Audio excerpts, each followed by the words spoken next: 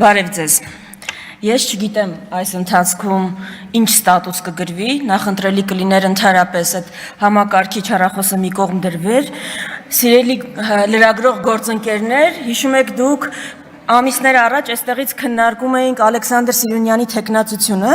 ու այդ մարդը հայտարարեց, որ ի պատասխան մեր հարցերին, թե ինչպես է այսպիսի գրառումներ արել քո էջում, հայտարարեց, որ իր էջը կոլեկտիվ է համակարգվում ու այս ամբիոնից հնչեց տեսակետ, այսինքն հարց իսկ ով է ձեր էջի մյուս ադմինը, կարող է Նիկոլ Փաշինյանն է։ Ես կարծում եմ այս ընթացքում մենք գտանք այդ ադմինին եւ այդ կապակցությամբ էլ կարելի է նաեւ շնորհավորել, բայց ինչ եմ ուզում ասել, որ Նիկոլ Փաշինյանին, որ իսկապես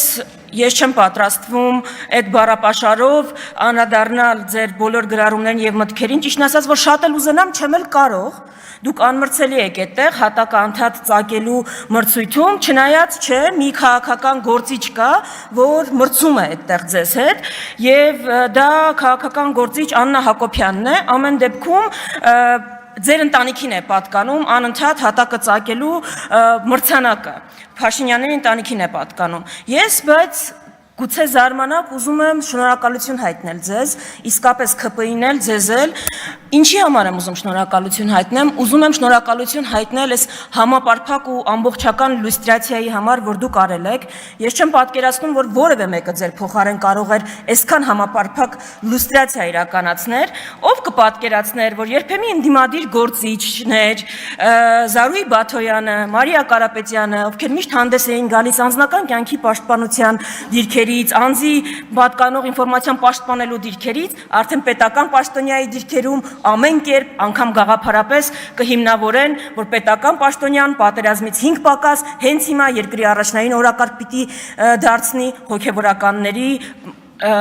ենթադրյալ զանցանքները։ Ով ինձ մոտ ընդհանրապես տպավորությունով եթե Նիկոլ Փաշինյանը մի օր գա հայտարարի, որ հայ ազգը պիտի վերանա, որ ադրբեջանական ազգը ապրի, Մարիա Կարապետյանը դրա մասին մի հատ նենց գաղափարական ելույթ կգրի, մի հատ իսկապես նենց գաղափարական ելույթ կգրի։ Ես ուզում եմ ձեր շնորհակալություն հայտնել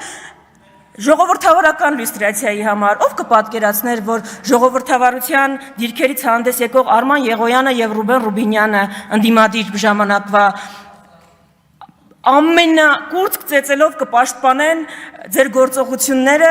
օրինակ հայտնի գործարարի նկատմամբ, ով ընդամենը հայտարարել է, որ եկեղեցու դեմ արշավին ինքը կմիջամտի իր ձևերով։ Ով կպատկերացներ ընդամենը 6-7 տարի առաջ։ Իսկապես դուք իրականացրել եք համապարփակ լյուստրացիա, ցույց եք տվել բոլորի արժեքները եւ դեմքը,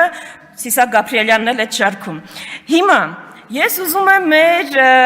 հայրենակիցներին ուղղակի ներկայացնել, թե այս ամեն ինչը ինչի համար է իրականացվում։ Շատ է խոսվել, որ ադրբեջանական պահանջով է իրականացվում, շատ է խոսվել, որ թշնամական օրակարգի այդ ամենը ճիշտ է, բայց այս ամենը նաև իրականացվում է վախի ուղերձ փոխանցելու համար։ Ինչ է մեզ ասում Նիկոլ Փաշինյանը։ Նիկոլ Փաշինյանը եւ իր թիմը ուղիղ մեզ ասում է. եթե ես աշխարհի ամենաազդեցիկ հայերից մեկի նկատմամբ ուղղակի եկեղեցին պաշտպանելու իր հայտարարության համար կարող եմ իրականացնել նման ապօրինություն, եթե իմ կինը ամենավերջին բառերով իր սոցցանցերում կարող է անդրադառնալ սրբազաններին ու ամենայն հայոց վեհապարին, դուք պատկերացնում եք ձեզ հետ ինչեր կկատարվի։ Եթե դուք համարձակվեք քննադատել մեզ, եթե դուք համարձակվեք համաձայն չլինել մեզ հետ, այս վախի ուղերձն է փոխանցվում մեզ։ Բայց ես հարց ունեմ, ինչ պիտի անեք, ինչ կարաք անեք, որ չեք արել։ Օրինակ ինչ կարաք անեք, ՊՊՑ կարաք կանչեք այստեղից տանեն, արել եք, բանտեր կարող եք նստեցնել, արել եք շատերի նկատմամբ, Սրբույի Գալեյան ուր է, բանտում քանի տեղ կա, Սրբույի Գալեյան քանի տեղ ազատ կա Հայաստանի բանտերում, 1000, 1200, բոլորին չեք տեղավորելու, ինչ ուզում եք արեք, բոլորին չեք կարա տեղավորեք, ուրեմն, Ինձ պատասխանում են, որ կտեղավորենք, էլ չնեք հացնում, հիմա չեք կարողանալու տեղավորել, ուրեմն ես կոչս ուղում եմ հայ գործարարներին, արձաններ կառուցող գործարաններին, սուպերմարկետների շարքը մեծացնող գործարաններին, իմ դիմաց նստած մեծահարուստներին, վախենալու իմաստը, ուրեմն որն է, վախենալու իմաստը որն է, դուք կարողանալու եք այդ ձեր ունեցվածքը այդ ձեր ունեցվածքը կարողանալու եք պաշտպանել։ Ալիևի ու Էրդողանի հետ պայմանավորվելու եք, կարողանալու եք։ Ուր կորան Արևմտյան Հայաստանի մեծահարուստները։ Ինչ եղավ իրանց հետ։ Ունեցվածքը փրկեցին, դուրս կարողացան հանել։ Գերեզման չունեն անգամ։ Գերեզման չունեն հիմա։ Ուրեմն ինչից եք վախենում։ Ինչ կա ընդհանրապես վախենալու այստեղ։ Դուք եկեղեցու դեմ Ադրբեջանի պահանջով իրականացվող արշավը քողարկում եք իբր այսպես եկեղեցու կանոնները պաշտպանելու դիրքերից հանդես եկող մարդու իրականացված արշավ, մտահոգ եւ սրտացավ։ Իրականացնում եք Ադրբեջանի Թուրքիայի պահանջով, բայց ասում եք անում են, որովհետեւ երթում են խախտել։ Իմ գործընկերները արդեն հարցրեցին, որ քանի երթումներ եք դուք խախտել։ Ես այլ ձևակերպեմ հարցը, եթե կարելի է անդրադարձեք։ Խոստում ու երթում կա, որ պահել եք։ Հայ ժողովրդին տված խոստում ու երթում, Ալիևին տվածները չեն հաշվում։ Խոստում ու երթում կա, որ չեք խախտել, չեք վերաբան արել, գետնով տվել։ Հիմա ես ուզում եմ նաև այստեղից դիմել որդիական խոնարհությամբ, ամենայն հայոց վեհապարին, ուզում եմ դիմել բոլոր սրբազաններին։ Սա իսկապես թշնամական արշավ է, որ ձեր դեմ իրականացվում է, բայց ձեզ համար շատ պարզ պիտի լինի, կարծում եմ, որ Հայաստանի Հանրապետության քաղաքացիների մեծամասնության համար, եթե անգամ հայ առաքելական եկեղեցու բոլոր սրբազանները խախտած լինեն կուսակրոնության ուխտը, դա ոչինչ է այն հանցանքների առջև, որը դուք իրականացրել եք ձեր թիմով։ Հայ ժողովրդին հիմա չի հետաքրքրում։ Գնացեք հենց հիմա Բաղրամյանում ցույց անող անհետ կորածների ծնողներին տեսեք, որ հարցն է հետաքրքրում։ Հետաքրքրում է արդյոք սրբազաններից որևէ մեկը ենթադրյալ կուսակրոնության ուխտը խախտել է, թե իր երեխան որտեղ է։ Հարց ինձ այսօր այստեղ բերող վարորդին տաքսում ագարակից չեր հետաքրքրում կուսակրոն հոգևորականներից որ մեկն է ուխտը խախտում։ Հետաքրքրում էր հեղուկ գազը ինչու է այդքան թանկացել։ Կուսակրոն հոգևորականների ենթադրյալ իրենց ուխտը խախտելու հետևանքով, ջերմուկում հիմա թուրքերը։